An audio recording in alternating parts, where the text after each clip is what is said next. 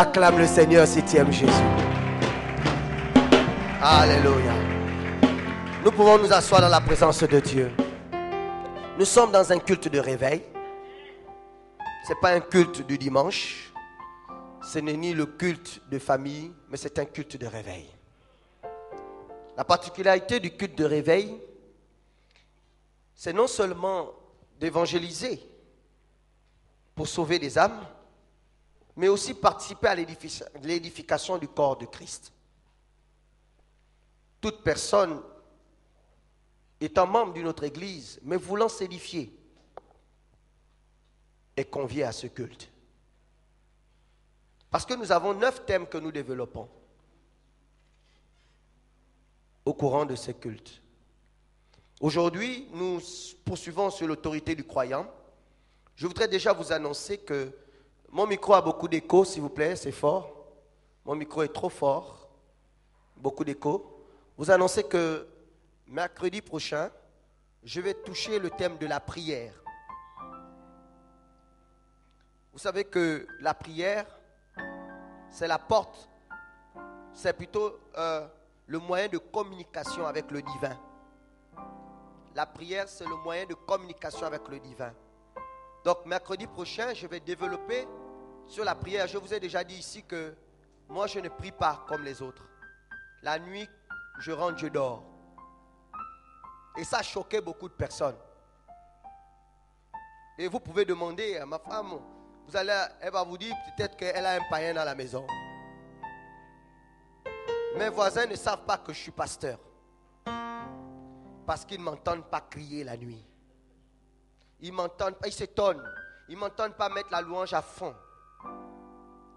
Mais pourtant, Dieu travaille avec moi. Ça veut dire que je vais vous apprendre le secret.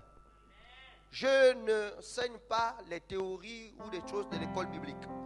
L'école où j'ai été formé, on nous a appris à pouvoir développer et avoir ses propres expériences et à pouvoir écrire. Donc, je ne vais pas vous enseigner la prière conventionnelle. Moi, je veux vous apprendre la prière efficace. Moi, ce que je veux, en fait, je veux simplement vous dire que prier, ce n'est pas crier, chandaba, koro, faire du bruit. Prier, c'est communiquer. Quand je parle avec ma femme, est-ce que le voisin a besoin d'entendre? Est-ce que j'ai besoin de crier avec elle? Non, on échange, mais pourtant on a parlé. Qui est au courant? Mais pourquoi vous, on doit savoir que vous parlez à Dieu? C'est ça. Et est-ce que c'est efficace? Non, puisque vos problèmes sont toujours les mêmes. Mais nous là, on avance. On connaît les mêmes problèmes que vous, mais on s'en sort toujours.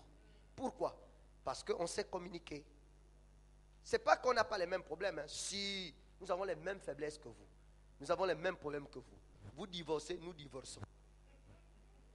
C'est pas vrai? Pourquoi Dieu livre les pasteurs aux mêmes problèmes que vous? Parce qu'ils doivent résoudre vos problèmes. Mais la manière dont ils rentrent dans les problèmes comme vous, la manière dont ils doivent s'en sortir, c'est comme ça qu'ils vont vous guider. Est-ce que vous comprenez ça? C'est comme ça. Ils sont faibles pour que vous aussi vous compreniez. Qu'ils comprennent comment vous êtes faible, pour vous soutenir dans la faiblesse. Sinon, ils vous jugeront. Donc Dieu ne veut pas d'homme de Dieu juge.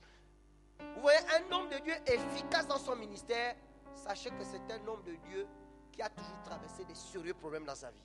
Il n'y a pas d'homme de Dieu efficace qui ne connaît pas des problèmes. C'est faux. Quand vous voyez un homme de Dieu percutant, c'est que cet homme-là a connu des choses extraordinaires dans sa vie. Difficiles. Des moments où les gens se sont posés la question, est-ce qu'il est appelé de Dieu? Parce que quelqu'un ne peut pas vivre de tels problèmes en disant qu'il est serviteur de Dieu. Or, Dieu veut qu'il le vive. Donc, mercredi prochain, nous allons voir le thème de la prière. Alléluia. Mais pour l'heure, nous parlons de l'autorité du croyant. Je vous ai dit que l'autorité du croyant, c'est la manifestation visible du royaume de Dieu. Puisque le royaume de Dieu est invisible. Mais l'autorité du croyant, c'est la manifestation visible du royaume de Dieu. Et que lorsque l'on parle d'autorité, on fait référence à la tâche, au devoir et à la mission. Vous ne pouvez pas comprendre l'exercice de l'autorité si vous ne savez pas d'abord qu'est-ce que c'est que l'autorité. Il y a une différence entre l'autorité et le pouvoir.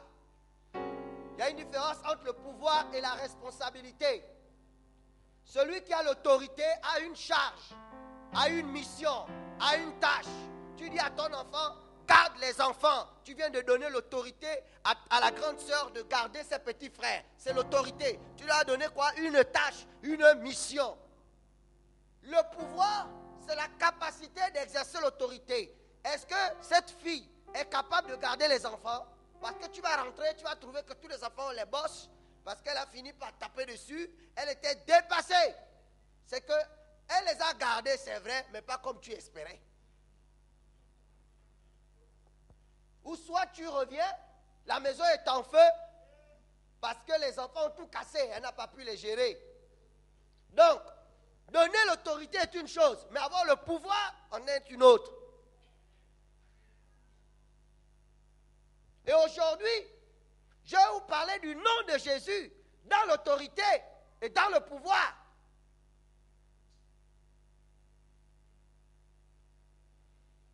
Je vous ai dit qu'être responsable, c'est répondre à son sponsor. Responsable vient de responsare.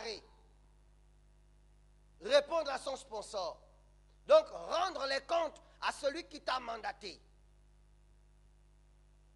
Vous devez savoir que le nom de Jésus que vous utilisez, parce que vous entendez les pasteurs le dire, parce que vous êtes venus dans l'église et vous entendez qu'à chaque fois on dit au nom de Jésus.